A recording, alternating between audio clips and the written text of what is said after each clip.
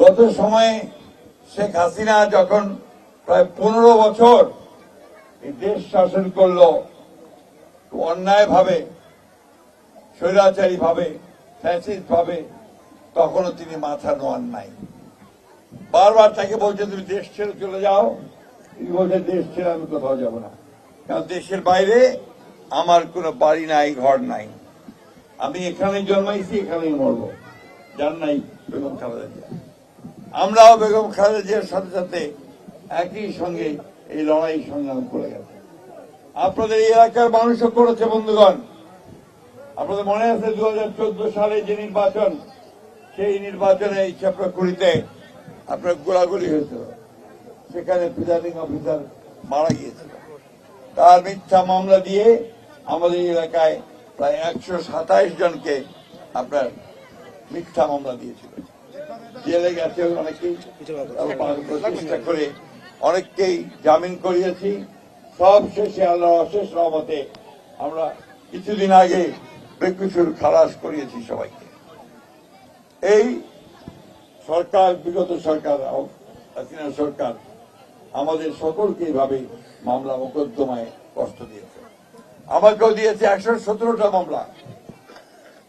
আমি 11 বার জেলে গেছি, 3.5 বছর জেলে কাটছি বন্ধুগণ। কোন গরু চুরির জন্য না বা চুরির জন্য না, এটা হচ্ছে দেশের ভোটের অধিকার আদায়ের জন্য, আমার অধিকারটা আদায়ের জন্য আমরা পুরোপুরি ভাবে বিরোধিতা করেছি, যে কারণে আমাদেরকে জেলে দিয়েছিল। আল্লাহর অশেষ রহমতে আমাদের ছাত্র জনতারা আন্দোলনের মাধ্যমে তাকে আমরা দেশ থেকে সরিয়ে দিয়েছি। এখন সে ভারতে অবস্থান করে, তাই না? জানেন তো সবাই নাকি? আমার মায়েরা একদম চুপ করে থাকতে কেন, কথা কইবা হবে রে, তাহলে কেমন করে শক্তি হবে?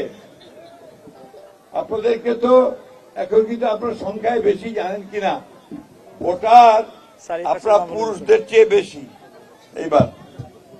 আপনাদের যদি আপনি নিজেরা কথা না বলেন, নিজের শক্তি না করেন, তাহলে কাউ পুষবে নি ভাই, পুষবে না হয়।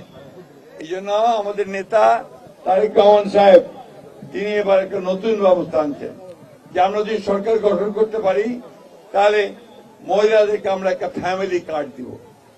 ওই ফ্যামিলি কার্ডটা হবে, সেই ফ্যামিলি কার্ড দিয়ে তিনি স্বল্প দামে, ন্যায্য দামে ধান, চাল, লবণ, আটা, রসুন এগুলো পাবেন।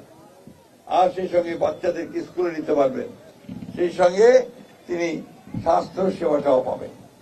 আর কৃষক ভাইদেরকে দিবেন কৃষি কার্ড, যে কার্ডের মাধ্যমে আমার কৃষক ভাই ন্যায্য মূল্যের সার পাবে, বীজ পাবে, সেচের পানির ব্যবস্থা পাবে, আর ন্যায্য মূল্যে তার ধান, পাট এগুলো বিক্রি করতে পারবে। এটা আমাদের একটা বড় কাজ হবে। সেই সঙ্গে উনি বলেছেন যে 1.5 বছরে তিনি 1 কোটি মানুষের চাকুরির ব্যবস্থা করবেন। এটা আমাদের জন্য বিরাট কাজ। বন্ধুগণ, ন্যায় বিচার প্রতিষ্ঠা করা হবে। ওই কিছুক্ষণ ভাইকে জমি জমার কথা বলে গেল, এগুলো ন্যায় বিচার হবে, আর সব প্রত্যেকটা ন্যায় বিচার হবে। আর সেই সঙ্গে আমরা এলাকার উন্নয়ন করতে পারবো। এই যে স্কুল, কলেজ, মাদ্রাসা, আমাদের রাস্তাঘাট আমরা উন্নয়ন করতে পারবো। আমরা এই স্কুলটার ভিত্তিপ্রস্তর আমরা করেছিলাম, আল্লাহর হুকুমে এই স্কুলটা এখন এমপিওভুক্ত হয়েছে, আমাদের সময় চালানো হয়েছে এবং ভবিষ্যতে আরো হবে। মেয়েরা ক্লাস 12 পর্যন্ত বিনা বেতনে লেখাপড়া করে, তাই না? এটা আমাদের বেগম খালেদা জিয়া করেছিলেন। বেগম খালেদা জিয়া মহিলাদের উন্নয়নের জন্য কাজ করেছে।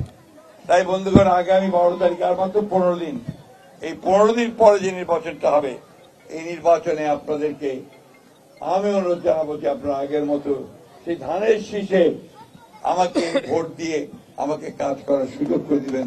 আল্লাহ আমি আপনাদেরকে কথা দিতে পারি, আল্লাহর ওয়াস্তে আমি যদি নির্বাচিত হই, আপনাদের যে সমস্ত কাজগুলো আছে সেই সমস্ত কাজগুলো আমরা করার ব্যবস্থা করব। আসেন, আপনি বক্তব্য আর বেশি বাড়াবো না, আমরা সবাই একমত হই, একসাথে আমরা কাজ করি, তাহলে ইনশাআল্লাহ বাংলাদেশটাকে আমরা শান্তির দেশ হিসাবে পরিণত করতে পারবো।